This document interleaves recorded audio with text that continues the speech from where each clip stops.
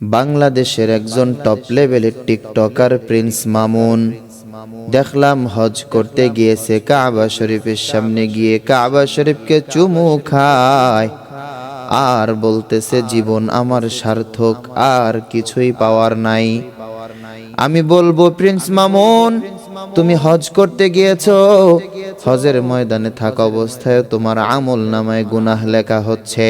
কারণ প্রিন্স মামুন অনলাইনে নাচ গানের ভিডিও ছাইরা মানুষকে, পাবলিককে গুনাহগার বানাইয়া তার ওই গান ধারা যত মানুষ গুনাহগার হবে। প্রিন্স মামুন ঘুমাইতে থাকুক, হজের কাফেলায় থাকুক, এমনকি যদি মরিয়াও যায়, মৃত্যুর পরেও যতদিন পর্যন্ত অনলাইনে ওই নাচ গানের ভিডিও থাকবে, ততদিন পর্যন্ত তার আমল নামায় ওই নাচ গানের গুনাহগুলো মানুষ কইরা যেমন গুনাহগার হয়েছে, সমপরিমাণ গুনাহ তার আমল নামায় যেতেই থাকবে।